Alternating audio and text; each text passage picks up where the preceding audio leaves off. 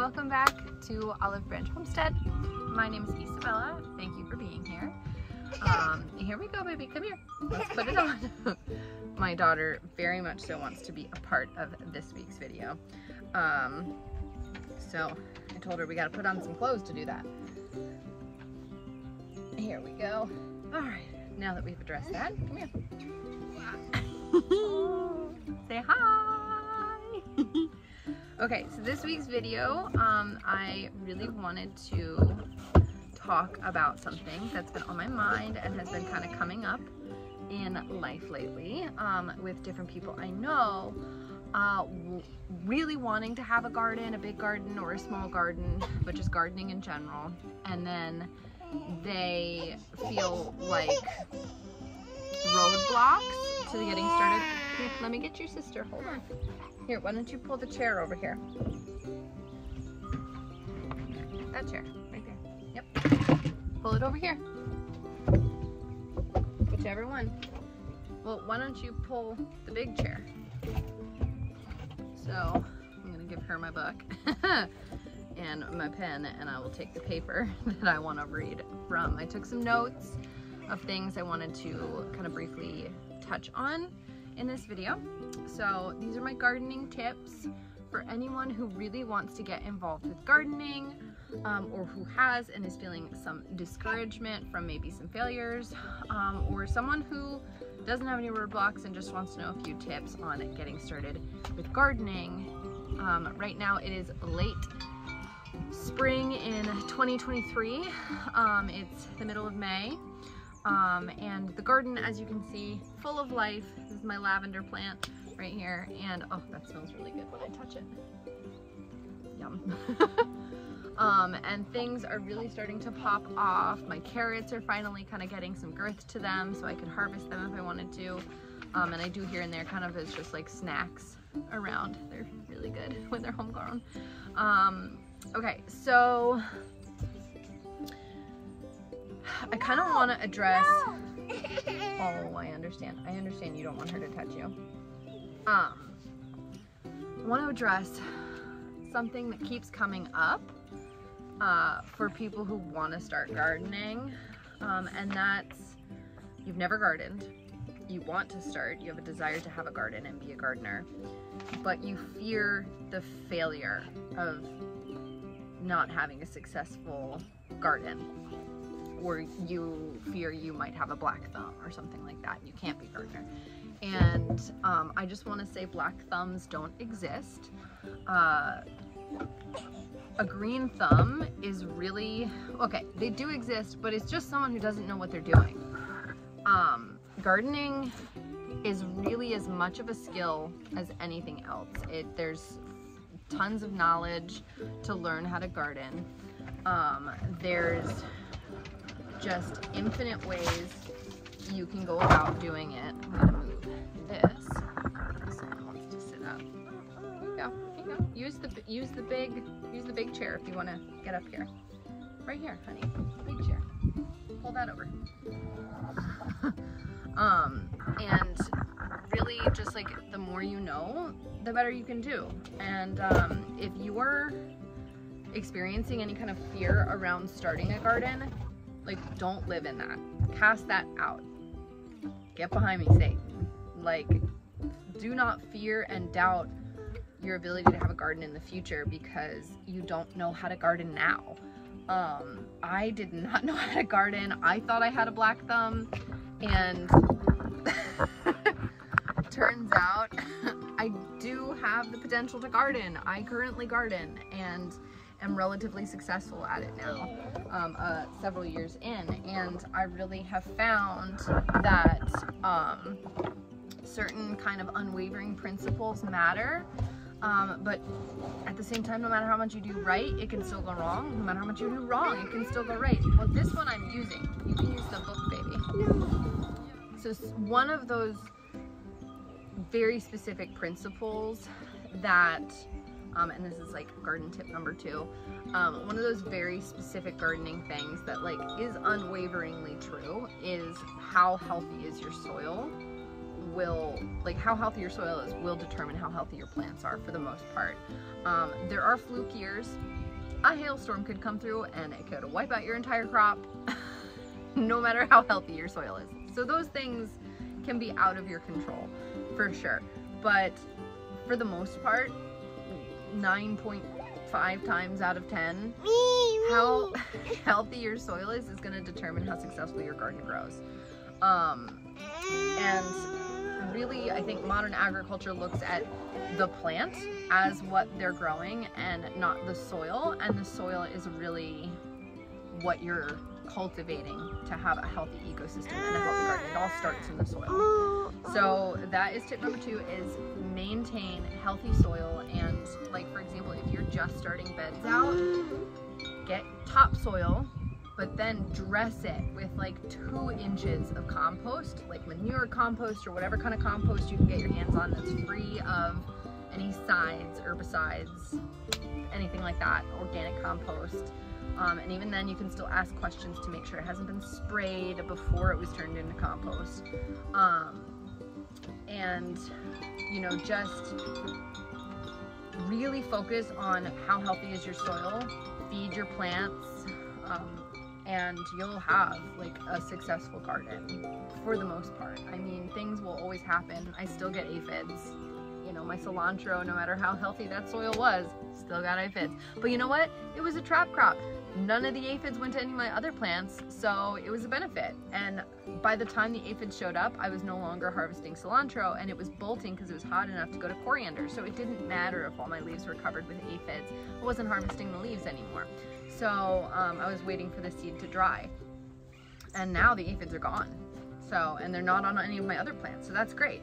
We also did have a lot of ladybugs at that time after the aphids showed up, which made it so that, you know, the ladybugs got eaten by the aphids.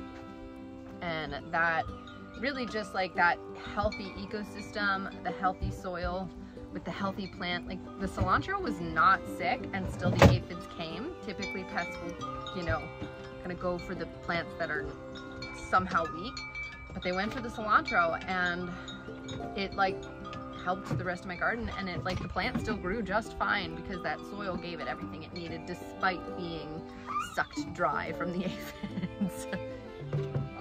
And that kind of leads into tip number 3. Like, do not focus your eye regarding the garden on perfection or just the harvest, because things can happen in your year that will destroy your harvest. Didn't get a single squash, zucchini, corn, anything like that last year because pests just that I was unfamiliar with just came and immediately wiped them out. What are you doing? And so, you know, don't get discouraged by that. That's pursuit of perfection not being attainable in the garden. If you really want a ecosystem, you're gonna have brown leaves, you're gonna have some insects, you're gonna have things that die. Like, it's just a part of the cycle of gardening. And you know, don't get discouraged if the harvest doesn't come, because, and this leads me into tip number 4. You are growing a gardener, not just a garden. The garden is a byproduct of focusing on growing yourself as a garden.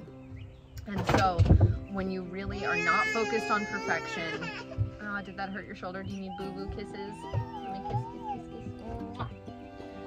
When you're not focused on that perfection, you're not focused on just getting a harvest. You want the harvest, of course. It's food for your family, whatever. It's flowers for your market, whatever it is that you're growing. Like, when you're not in pursuit of that, and you're in pursuit of knowledge and liberty with food, and you're in pursuit of growing in your just rest in your spirit, when you're growing your gardener self opposed to just the garden will flourish, you know. The more you grow, the more you learn, the more you find peace in your space of gardening, even if it's just a little planter on a planting, like on a balcony. Like, you can grow pretty much anywhere, and you can find knowledge and peace and sanctuary in that little planted thing. So when you're focused on that, over the experience, over the harvest of it and the perfection that could be there, you'll never get discouraged, even if it's lacking harvest that year. Like last year, my harvest was nearly zilch, and I still felt extremely successful because I learned so much about soil health, building soil from the beginning, when you're establishing a plot. And like, you know, even now, most of the soil that I am working with right now is brand new this year. Like this is the first year with that soil in that particular location or pot, and things are thriving because I learned, I harvested the knowledge from last year, I grew it in my spirit, and now I am having success this year, even though so much of this soil is brand new. So, okay. Gardening tip number 5 is to grow more, like assess what you eat and grow more.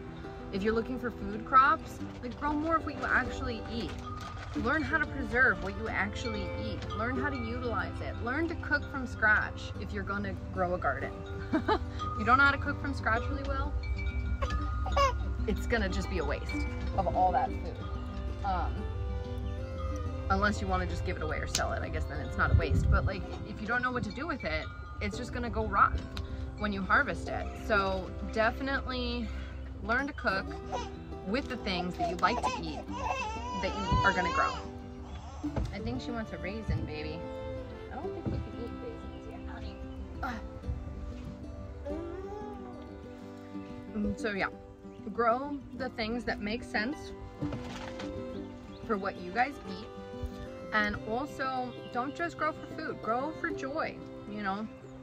Grow for the pollinators. You know, I have flowers in my garden that I'm not gonna eat them, but they're beautiful, they smell fantastic, and they bring insects to my garden that are gonna help pollinate my squash and other things like that. So definitely grow for a variety of reasons, and grow diverse things, but focus on what actually is gonna be used by you and your family.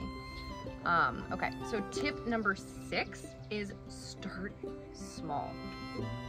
If you want a big garden, that's amazing. But if this is your first or second year gardening, you might kill a lot. And so you could also get really overwhelmed by never having worked a garden before. You know, because it could all go really well, and then you have this harvest, and it's like, whoa, I'm not used to harvesting and preserving this much stuff this time of year, a very busy time of year generally for most families. And so start small and don't let the excitement of gardening, the excitement and the desire of growing stuff overtake you to set yourself up for failure in certain ways. And that, what is this, tip number 7? Yeah, 1, 2, 3, 4, 5, 6, okay, 7. So, and also ask around, like, if you know people in your area, like directly around you, local to you, that garden, or you see a neighbor who has a garden for a couple years or something, like, introduce yourself if you don't know them, go talk to them if you do, ask them what they do, what things they deal with, pests, disease, what kind of weather situations you need to keep in mind that affect certain crops, like tomatoes. Over a certain temperature will drop their blossoms. So you really want to be mindful of where you're planting the plants, because, you know, they might benefit from some partial shade in the afternoon. You know, so where you plant them or how you plant them, if you put shade over them and stuff, that could determine some success that year. But if you live in an area where it doesn't really get above that temperature, like 85 degrees much, there you go, you're fine. You know, you don't have to worry about that, and you worry about other things. So, you know, ask around, ask your local people what they deal with, how they handle those things, and you'll really learn a lot more about your area specifically to where your house is, where you're gardening, and kind of get a little bit of a head start in your knowledge of your area and how to grow there. Community is definitely everything, and if you can utilize that for the garden, you got a leg up on so much in the garden. And then also, if you don't succeed on a crop, do not let that deter you. if you continuously do not get something from that, I can understand saying, let me lay that down. Maybe in a couple years I'll come back to it if I'm really interested in getting that crop growing. But like, for example, I have had, like, everyone's like, oh, roots are so easy. For a lot of people they are. I have had a very difficult time trying to grow roots. Other things I have not, you know. Dill, no problem, you know, no problems here with dill, but for some reason couldn't get a beet to grow to save my life, and other than leaves. And so this year was the first year that I actually grew a root vegetable, and I have little carrots now. Like, they're still just snacking size, which I think I'm actually very content with, because I can just kind of pull one out, clean it off. And remember, folks, real food, you see that, comes dirty, okay? Don't forget that. It's not bad for you, the soil. The stuff you get in the store is not dirty, it's not fresh picked out of the ground, it's lost a lot of its nutrients by the time it gets to you. It's probably picked way too early. And it was also grown of a variety that was like built to be in a store and like shipped and all that kind of stuff, and so it doesn't have as much flavor. Like, homegrown carrots smell and taste so nice, just like as a straight carrot, like nothing done to it. Like, it's crazy. It's like as if you put salt on a store-bought carrot. Like, the flavor is so much more when you're homegrown. But like, I have actually grown roots now, and I couldn't get roots to grow for a couple years there. And you know, carrots are apparently very finicky, and radishes are super easy. I could not grow a radish, but I've grown carrots. And yeah, so my tip for that is just really do not get discouraged from failure in the garden. Like, keep going. Try it again, try a different method. You know, the method I tried this year, I think it did waste some seeds that I don't like that about it, but it did give me a great germination rate and a great harvest. So, girlfriend, you keep dropping it. Here, do you want to get down there? You know, so try new things. Don't try the same thing year after year thinking, oh, why isn't this working? Like, go investigate, go troubleshoot, and use discernment of like, well, this, and this is what I didn't work out. So what can I change to see if it works out in the next time? So try and try again, and you probably will succeed at some point. And don't get discouraged. And having that commitment to the growth that you'll experience when you don't give up, really, I think helps the personhood of the gardener have patience and have perseverance through trial and difficulty, which is really nice. Yeah, and so my last, what is that, 8 tips? My 8th tip, 1, 2, 3, 4, 5, 6, 7, 8, this is 9th, tip is garden time for me has become very spiritual. It's very much a time for prayer, a time for worship, a time for gratitude, a time for rest in my spirit. When I'm in the garden, there are times where I just need to get something done, for sure. I had to get my sweet potatoes planted, but so I couldn't really sit there and savor that moment. You want to come back up? But for the vast majority, like, one of the first things I do as soon as I have an opportunity to is I come out to my garden in the morning. And I just look at my plants, touch them, smell them if they're scent driven, like the lavender. And I just revel in God's creation and just how amazing He is, that He created something to work. He created something profoundly beautiful and educational and spiritual for his most beloved creation, humanity, to walk in stewardship with. And, you know, just being able to really take this as an opportunity to really understand more of the heart of God and His love for just us and His creation.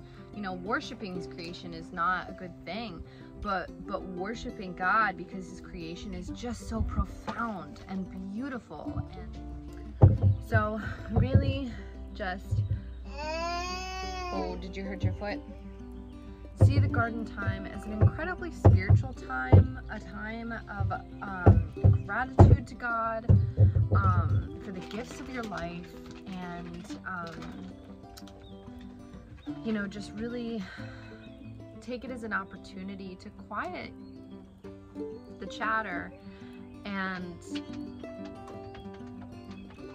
hear that still small voice in your spirit, because the garden is something God loves exceptionally, and something he cherishes. He, you know, created everything, he spoke it all into existence, and then he himself took the time, walked the process of planting a garden east of Eden. And you know, that shows us that he really values this process, and then he creates us and he gives us dominion and tells us to steward what has been created. And you know, so we can look at the garden and take this time to really see that the heart of God, the heart of Yahweh, he deeply cares about this experience of stewardship, and he deeply cares about what we can learn, what we can bring to the table, what we can have in relationship with him, what we can observe about him in the time in our garden, and taking it as an opportunity to pray, to talk with God, to hear him speak with us. And you know, so that's my last tip for the day. And if you're not a believer, this is not to come against you or make you feel like I'm preaching to you. This is, for me as a believer, just a very integral part of my garden life. So I want you to know that you have a seat at my garden table with me right now, even if we do not believe the same things or worship the same God. You are welcome here. And so thank you guys again for joining me today.